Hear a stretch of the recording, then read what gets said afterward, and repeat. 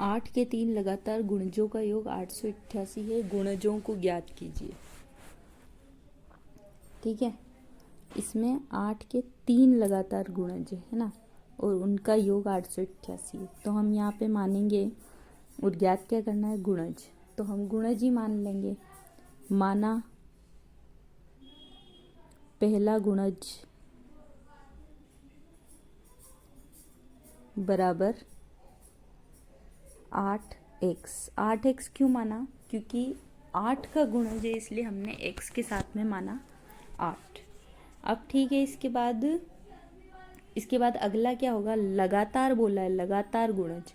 इसका मतलब दूसरा गुणज क्या हो जाएगा, दूसरा गुणज हो जाएगा 8x प्लस 8।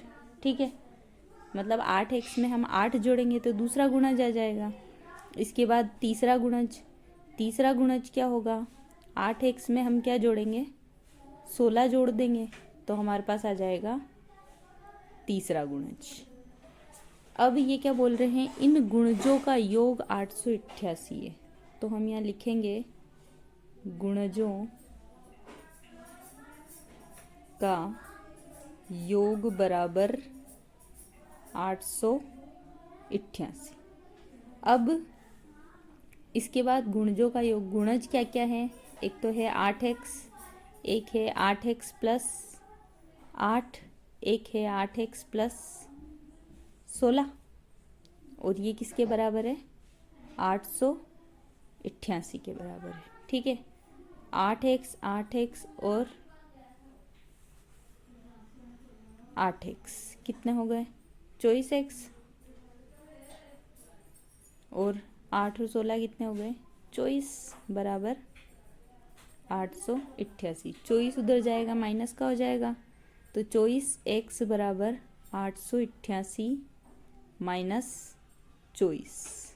ठीक है, अब 888 में से हम घटा लेंगे 24 को, तो 24x बराबर 8 में से 4 गए, 4 बचे, 8 में से 2 गए, 6 बचे, और ये 864। ये 24 उधर बटा में चला जाएगा, तो x बराबर 864 बटा 24। ठीक है, अब x बराबर आ रहा है अपने पास 864 बटा 24। अब चाहो तो पहले छोटे पहाड़े से काट दो, 12 दूनी 24, 12 दूनी 24 बार, और ये 864 कटेंगे 12 से, 12 सती 84, बचे 2, 12 दूनी 24, 72, 2 के पहाड़े से कटेंगे, 2 तिया 6, 2 छंग 12, तो x बराबर आ गया हमारे पास 36। हमें क्या निकालना है, पहला गुणज हमारे पास क्या था, पहला गुणज बराबर 8x, यानी कि 8 इंटू 36 गुणा कर लेंगे, 8 छंग 48, 8 तिया 24, 288। अब दूसरा गुणज हमारे पास क्या था, 8x प्लस 8, दूसरा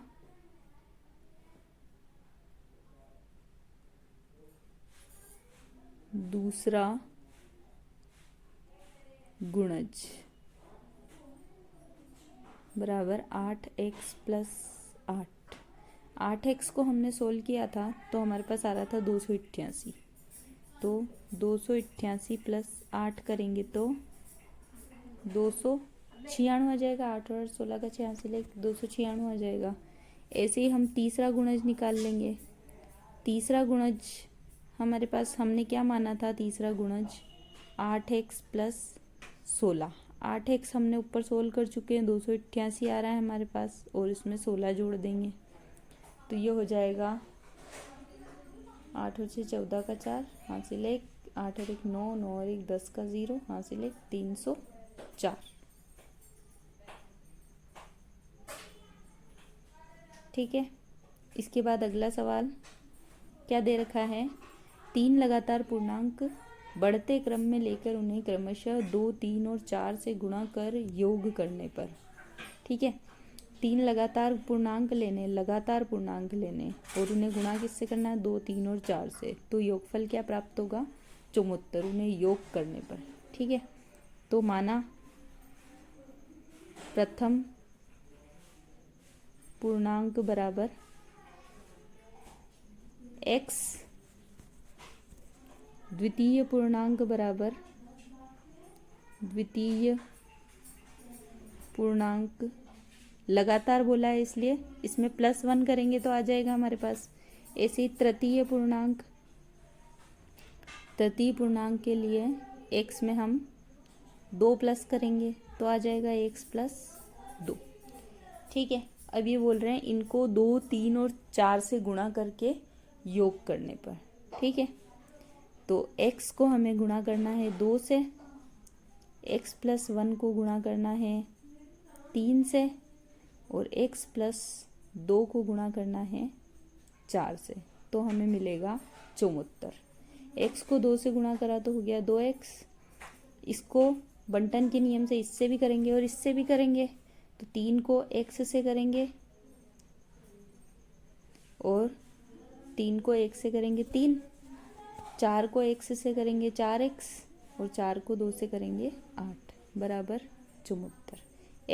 x वालों को जोड़ देंगे, 2 और 3 5, 5 और 4 9, तो ये हो गया 9x + 8 और 3 हो गए अपने 11 बराबर 74।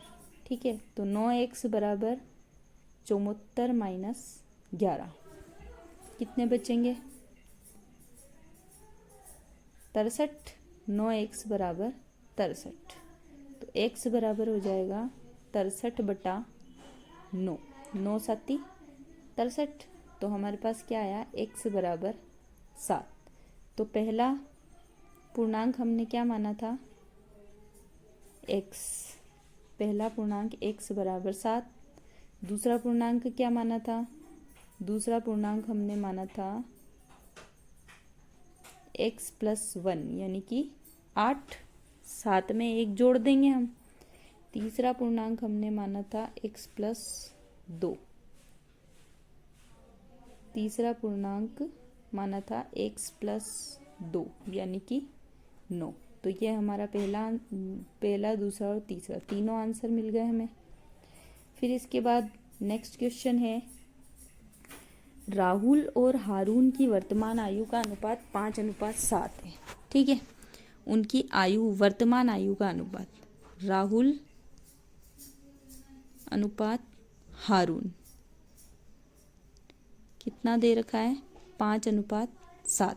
तो इनकी आगे क्या पूछा, 4 वर्ष बाद इनकी आयु का योग 56 वर्ष हो जाएगा, तो इनकी वर्तमान आयु क्या है। तो हमें वर्तमान आयु हम जानते हैं कि जब भी अनुपात में दे रखा हो तो उसके साथ में x मान लेते हैं हम।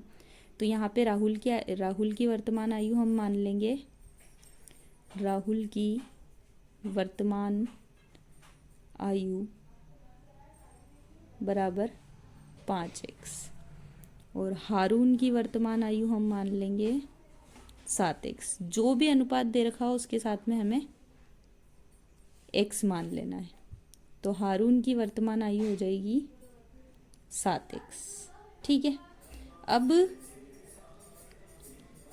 हम क्या करेंगे, 4 वर्ष बाद। ठीक है, 4 वर्ष बाद देखेंगे, यहाँ पे 4 वर्ष बाद में संबंध दे रखा है, 4 वर्ष बाद उनकी आयु का योग 56 वर्ष हो जाएगा। तो अपन 4 वर्ष बाद उनकी आयु क्या होगी वो देखेंगे। तो 4 वर्ष बाद राहुल की आयु कितनी हो जाएगी, जैसे अभी आप कितने भी साल के हैं, आपसे मैं पूछूं 4 साल बाद आप कितने साल के होंगे, तो आप क्या करोगे, 4 जोड़ के बता दोगे। वैसे ही यहाँ पे भी हमें 4 जोड़ना है। राहुल की आयु 5x है, तो उसमें हम क्या जोड़ देंगे, 4 जोड़ देंगे। ठीक है, और हारून की आयु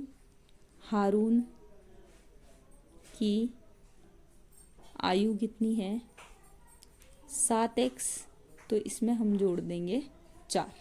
ठीक है, अब इसमें बोला क्या है, इनका योग कितना हो जाएगा, 56 वर्ष।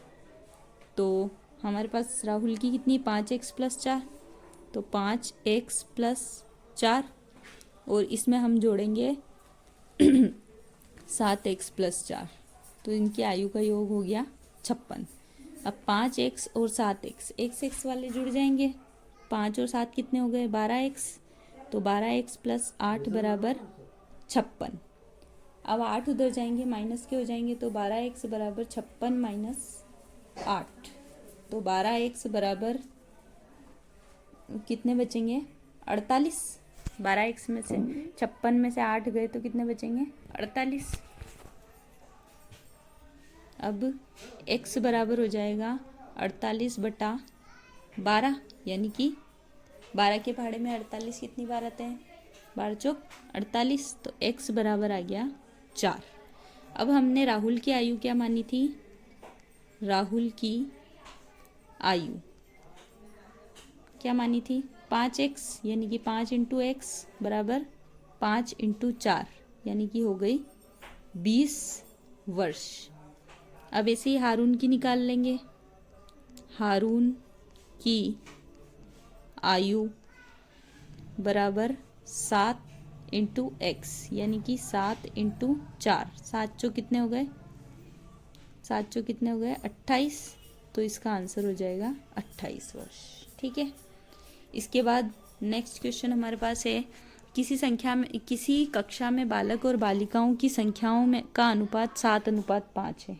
ठीक है, तो यहाँ पे बालक और बालिकाओं का अनुपात दे रखा है, तो हम बालकों की संख्या मान लेंगे, बालकों की संख्या कितनी मान लेंगे, जो भी अनुपात दे रखा है उसके साथ x 7x, और बालिकाओं की संख्या क्या मान लेंगे हम, बालिकाओं की संख्या क्या मानेंगे, जो भी अनुपात दे रखा है उसके साथ में x, 5 दे रखा है 5 के साथ में x। ये बोल रहे हैं बालकों की संख्या बालिकाओं की संख्या से 8 अधिक है, यानी कि बालक बराबर बालिका प्लस 8।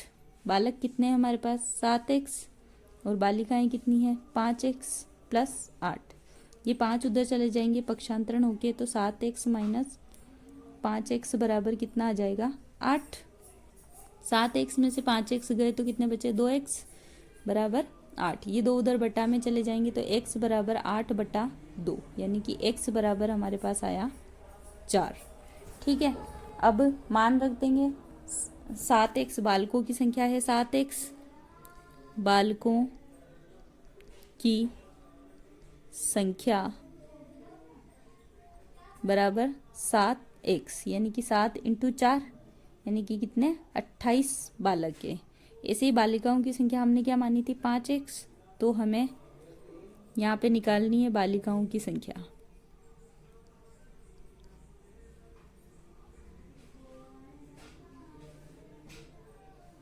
बालिकाओं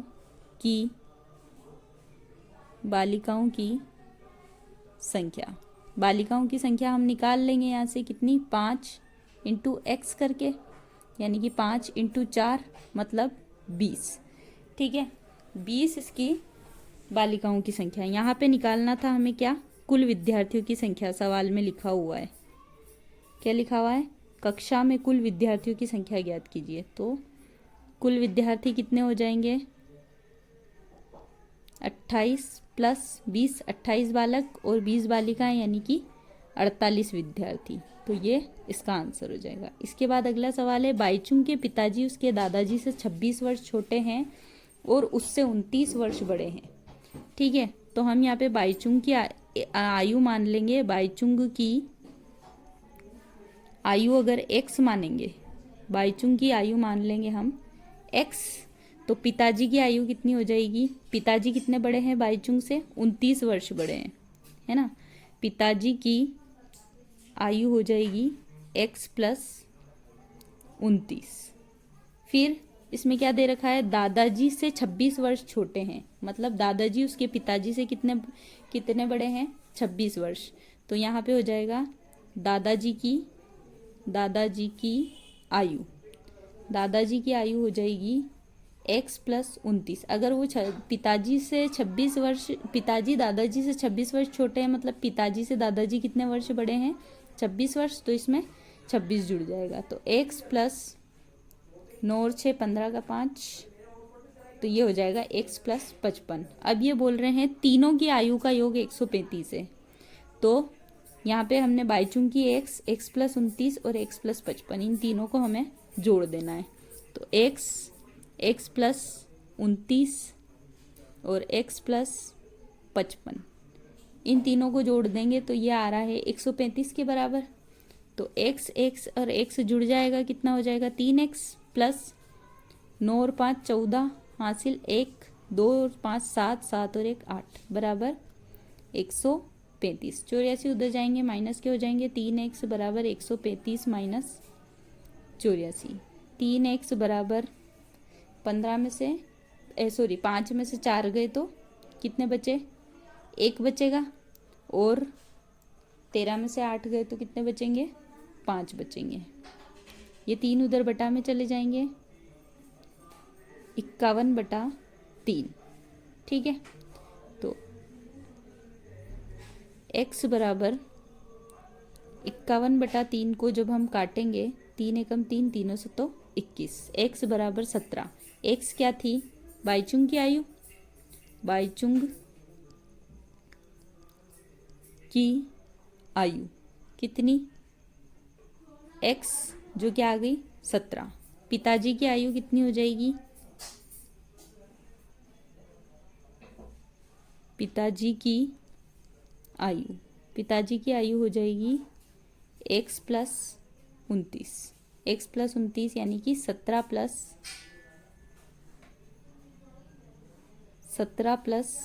29। इनको जोड़ेंगे हम तो हमारे पास आएगा 9 और 7 कितने हो जाएंगे, 16 का 6 हासिल 1 और 1 2 और 2 4 46। ऐसे ही दादाजी की आयु निकाल लेंगे। दादाजी की आयु हो जाएगी, दादाजी की आयु हो जाएगी, क्या मानी थी, x प्लस 55, मतलब 17 में हमें क्या जोड़ना है 55। 7 और 5 12 का 2 हासिल 1 और 1 2 और 5 7, तो 72 वर्ष दादाजी, 46 वर्ष पिताजी और 17 वर्ष बाईचुंग। इसके बाद हमें अगला सवाल दे रखा है 15 वर्ष बाद रवि की आयु, 15 वर्ष बाद रवि की आयु उसकी वर्तमान आयु से 4 गुनी हो जाएगी। तो हमें क्या माननी है, वर्तमान आयु माननी है, और हमें निकालनी भी वर्तमान आयु, जो निकालनी होती है वही मानते हैं। तो वर्तमान आयु हम मान लेंगे इसकी कितने वर्ष, x वर्ष। तो 4 वर्ष बाद ये कितने साल का हो जाएगा, 4 वर्ष बाद ये हो जाएगा x प्लस 4 साल का। अब ये बोल रहे हैं 4 वर्ष थोड़ी बोला है, 4 वर्ष, 4 तो गुनी होगी, तो यहाँ पे ये बोला है कि 15 वर्ष बाद, तो हमें 15 वर्ष बाद निकालनी है। 15 वर्ष बाद आयु, 15 वर्ष बाद आयु कितनी हो जाएगी, x प्लस 15। तो ये जो 15 वर्ष बाद रवि की आयु है वो वर्तमान आयु से 4 गुनी होगी, यानी कि ये जो x प्लस 15 है वो इसकी वर्तमान आयु का 4 गुना, यानी कि 4 इंटू x प्लस 15 किसके बराबर हो जाएगा, 4x के, x उधर जाएगा माइनस का हो जाएगा, तो 15 बराबर 4x माइनस x। 4x में से x जाएंगे तो कितने बचेंगे, 3x, तो 3x बराबर 15। ठीक है, ये 3x मैंने इधर लिख दिया और 15 को उधर लिख दिया, ऐसा लिख सकते हैं। तो ये 3 उधर बटा में चला जाएगा, x बराबर 15/3, तो तीनों पंजो 15, तो x बराबर 5 वर्ष, ये इसका आंसर हो जाएगा। इसके बाद अगला सवाल दे रखा है, एक परिमेय संख्या को 5/2 से गुणा कर 2/3 जोड़ने पर, एक परिमेय संख्या को 5/2 से गुणा कर 2/3 जोड़ने पर क्या प्राप्त होता है, -7/12। -7/12 प्राप्त होगा, तो इसे हम सोल्व कर लेंगे। -5/2, तो वो संख्या हम मान लेंगे, माना वह परिमेय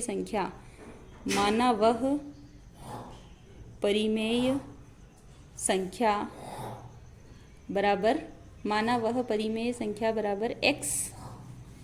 ठीक है, अब इस परिमेय संख्या को 5/2 से गुणा करना है। तो x इंटू 5/2 से गुणा कर उसमें 2/3 जोड़ना है। इसमें हम 2/3 जोड़ेंगे तो हमें क्या प्राप्त होगा, माइनस का 7/12। इन दोनों में माइनस का 7/12 प्राप्त होगा। अब इसके बाद हम क्या करेंगे, ये जो परिमेय संख्या है 2/3, इसे हम पक्षांतरण करके उधर लेके चले जाएंगे और इन दोनों को गुणा करके लिख देंगे। x इंटू 5 हो जाएगा 5x/2 बराबर माइनस का 7/12 माइनस का 2/3। ठीक है, तो 5x/2 बराबर, इन दोनों में लघुत्तम ले लेंगे, माइनस का 7/12 और माइनस का 2/3। 3 और 12 में जब हम लघुत्तम लेंगे, 3 और 12 में लघुत्तम लेंगे तो 3 एकम 3, 3 चौक 12 और 4 एकम 4, यानी कि 3 इंटू 4 12 लघुत्तम आएगा। तो यहाँ आ जाएगा 5x/2 बराबर, इन दोनों का लघुत्तम आया 12। माइनस 7 को हम गुणा कर देंगे 1 से, क्योंकि 12 का भाग 12 में देंगे तो 1 बार जाएगा माइनस, ये वाला माइनस ऐसा कैसा यहाँ नीचे आ जाएगा। 3 का भाग देंगे 12 में तो 4 आएगा, 4 को हम 2 से गुणा कर देंगे। तो 5x/2 बराबर माइनस का 7 माइनस का 8/12। अब 5x/2 बराबर माइनस का 15 माइनस का 15/12। अब ये पक्षांतरण होगा, ये 2 उधर गुणा में चला जाएगा और ये 5 इधर बटा में आ जाएगा। तो x बराबर माइनस का 15/12, ये 2 ऊपर चला जाएगा गुणा में और 5 आ जाएगा बटा में। तो 5 के पहाड़े से 15 कट जाएंगे 3 बार, 3 के पहाड़े से 12 कट जाएंगे 4 बार और 2 के पहाड़े से 4 कट जाएंगे 2 बार। तो x यहाँ पे बचेगा माइनस का 1/2। ये हो जाएगा आंसर। फिर इसके बाद अगला सवाल, लक्ष्मी एक बैंक में खजांची है, उसके पास नकदी के रूप में 100 रुपये, 50 रुपये और 10 रुपये वाले नोट है। उनकी संख्याओं में क्रमशः 2:3:5 का अनुपात है। फिर और इनका कुल मूल्य 4 लाख रुपए है। तो उसके पास प्रत्येक प्रकार के कितने नोट हैं। तो यहाँ पे नोटों की संख्या दे रखी है, संख्या का अनुपात दे रखा है, तो हम उसे ही मान लेंगे। माना 100 रुपये के नोटों की संख्या, 100 रुपये के नोटों की संख्या, 100 रुपये के नोटों की संख्या बराबर हो जाएगा 2x। 200 रुपये के नोटों की संख्या 2x है। 50 रुपये के नोटों की संख्या हम मान लेंगे 3x और 10 रुपये के नोटों की संख्या हम मान लेंगे 5x। तो हम नोटों की संख्या को गुणा कर देंगे जितने का नोट है उससे, तो हमें नोट का मूल्य मिल जाएगा 100 इंटू 2x प्लस 50 को हम गुणा कर देंगे 3x से, तो हमें 50 के नोटों का मूल्य मिल जाएगा। और 10 को हम गुणा कर देंगे 5x से, तो हमें 10 के नोटों का मूल्य मिल जाएगा। और ये टोटल मूल्य है 4 लाख रुपए के बराबर। ठीक है, ये 4 लाख रुपए के बराबर है। अब यहाँ से हम एक काम कर सकते हैं, पहले गुणा कर लेते हैं। 100 को हमने 2x से गुणा करेंगे तो आएगा 200x। 50 को 3x से गुणा करेंगे तो 150x। 10 को 5 से करेंगे तो 50x बराबर 4 लाख। ठीक है, इसके बाद हम क्या कर सकते हैं, ये जो 200x plus 150x plus 50x बराबर 4 लाख है, इसको हम थोड़ा छोटा कर सकते हैं अगर हम 50-50-50 का भाग दे दें इसमें। तो अगर हम इसमें 50-50-50 का भाग दे दे पूरी समीकरण में, तो ये थोड़ा छोटा हो सकता है। 50 के पहाड़े से 200 कट जाएगा 8 बार, 50 के पहाड़े से 200 कट जाएगा 4 बार, 50 के पहाड़े से 150 कट जाएगा 3 बार, 50 के पहाड़े से 50 कट जाएगा 1 बार, और ये 0 से 0 कट जाएगा, और ये 5 8 40 0 0 0 8000। ठीक है, तो अब हमारे पास आ गया 4x plus 3x plus x बराबर 8000। अब 4 3 और ये हो गए 8x, 8x बराबर 8000, x बराबर 8000 बटा 8, 8 के पहाड़े से हम काटेंगे 1000, तो x का मान हमारे पास आ गया 1000। ठीक है, अब हमें नोटों की संख्या निकालनी है। 100 रुपये के नोट, 100 रुपये के नोट हमने कितने माने थे? 2x, तो 2 इंटू एक्स कर लेंगे, 2 इंटू 1000, मतलब इसका आंसर आ जाएगा 2000 नोट। ठीक है, 50 रुपये के नोटों की संख्या हमने क्या मानी थी? 50 रुपये के नोट हमने कितने माने थे? 3x, ये 3x, तो ये हो जाएगा 3 इंटू 1000, मतलब 3000 नोट। ठीक है, 10 रुपये के नोटों की संख्या हमने क्या मानी थी? 5x, मतलब कि 5 इंटू 1000, तो ये हो जाएगा 5000 नोट। फिर इसके बाद ये क्वेश्चन हो गया कंप्लीट। इसके बाद अगला सवाल है, मेरे पास 300 रुपये मूल्य के 1 रुपये, 2 रुपये और 5 रुपये के सिक्के हैं। 2 रुपये वाले सिक्कों की संख्या कितनी है? 5 रुपये वाले सिक्कों की संख्या की तिगुनी है। पहले तो हमें कुल सिक्कों की संख्या निकाल लेनी है। कुल सिक्के कितने हैं? कुल सिक्के हैं 160। अब ये बोल रहे हैं कि 2 रुपये वाले सिक्कों की संख्या 5 रुपये वाले सिक्कों की संख्या की तिगुनी है। तो हम जिस संख्या में, जिन दो में संबंध दे रखा है, उनमें से जिसके साथ 2 रुपये वाली सिक्के की संख्या का संबंध 5 रुपये वाली सिक्के की संख्या के साथ संबंध दे रखा है, तो हमें 5 रुपये वाली सिक्के की संख्या मान लेनी है। 5 रुपये के सिक्कों की संख्या, तो ये हम मान लेंगे कितनी? x, तो 2 रुपये के सिक्कों की संख्या कितनी हो जाएगी? 2 रुपये के सिक्कों की संख्या बराबर 3x। ठीक है, फिर 1 रुपये के सिक्कों की संख्या, यहाँ पे कोई संबंध नहीं दे रखा है, तो 1 रुपये के सिक्के की संख्या कितनी हो जाएगी? इन दोनों को जोड़ेंगे, 5 रुपये के सिक्कों की संख्या और 2 रुपये के सिक्कों की संख्या को जोड़ के हम 160 में से घटा देंगे। 1 रुपये के सिक्कों की संख्या, 1 रुपये के सिक्कों की संख्या बराबर 160 माइनस x, और 3x कितने हो गए? 4x हो जाएंगे, तो 160 माइनस 4x कर लेंगे। इसके बाद हमें क्या निकालना है? प्रत्येक प्रकार के कितने कितने सिक्के हैं ये निकालना है। ठीक है, और ये भी दे रखा है कि इसके पास कुल मूल्य 300 रुपये है। तो 5 रुपये के सिक्कों की संख्या का मूल्य कितना हो जाएगा? 5 इंटू एक्स। 2 रुपये की सिक्कों की संख्या का मूल्य 2 इंटू 3x हो जाएगा, और 1 रुपये के सिक्कों की संख्या का मूल्य 160 माइनस 4x से गुणा कर देंगे, और ये टोटल मूल्य कितने के बराबर है? 300 के बराबर है। 5 को 1 से गुणा करा 5x, 3 को 2 से करेंगे 6x, प्लस इसको खोल देंगे ब्रैकेट को 160, 1 से ही गुणा करना है इसलिए कोई चेंज नहीं होगा, 4x बराबर 300। 5x और 6x 11x, 11x minus 4x कितने हो गए? 7x प्लस 160 बराबर 300। 160 उधर जाएंगे, माइनस के हो जाएंगे, 7x बराबर 300 माइनस 160।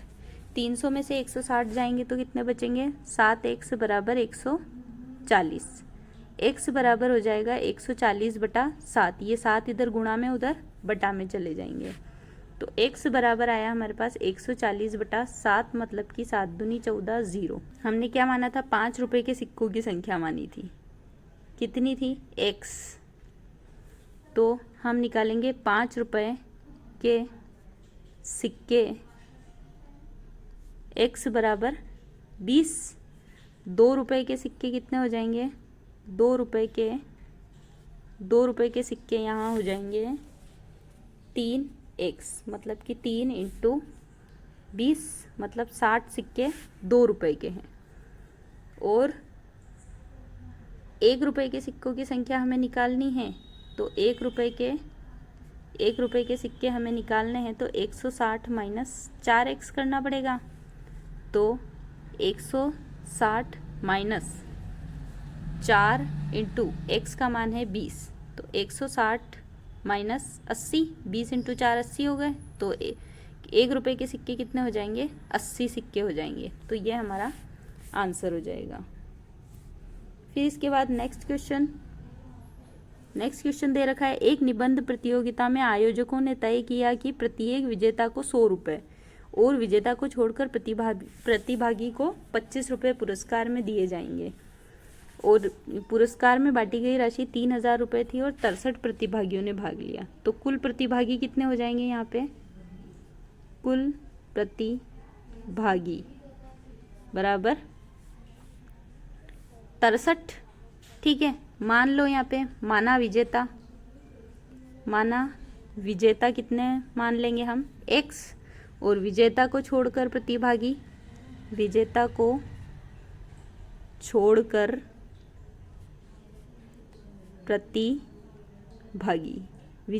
छोड़कर प्रतिभागी कितने हो जाएंगे? 63 माइनस x। अब बोल रहे हैं विजेता को 100 रुपये दे रहे हैं, मतलब कि x इंटू 100 रुपये तो दे रहे हैं विजेता को, और बाकी रुपए दे रहे हैं 25 रुपये प्रतिभागियों को दे रहे हैं जो विजेता नहीं है। तो विजेता कौन कौन नहीं है? 63 माइनस x नहीं है, और ये किसके बराबर है? 3000 के बराबर है। ठीक है, x इंटू 100 यानी कि 100x बराबर क्या है? 25 plus 25 into 63 minus x plus 25 into 63 minus x, ये बराबर है 3000 के। ठीक है, अब सबके बटा में हम लगा देंगे 25 का भाग जा रहा है इसलिए इसके भी बटा में लगा दो 25 से 25 कट गया, 25 से 100 कट गया 4 बार, और 25 से ये कट जाएगा 25 से कम 25 दूनी 50, 120 बार कट जाएगा। तो 4x प्लस 63 माइनस x बराबर 120। 4x में से 1x गया तो 3x प्लस 63 बराबर 120। 63 उधर जाएंगे माइनस के हो जाएंगे, तो 3x बराबर 120 माइनस 63। तो 3x बराबर यहाँ पे बचेंगे 10 में से 3 गए 7 बचे, और 11 में से 6 गए तो 5 बचेंगे। ठीक है, ये 3 उधर बटा में चले जाएंगे, तो x बराबर 57/3। 3 एकम 3, 3 नम 27, तो x बराबर 19। यहाँ पे विजेताओं की संख्या पूछी थी जो हम निकाल चुके हैं, और यही हमारा आंसर है। ये कंप्लीट हुई 2.2। इसका पहला पार्ट में डाल चुकी हूँ, और ये आधे कुछ क्वेश्चन बच गए थे वो इस पार्ट में कंप्लीट हो चुके हैं।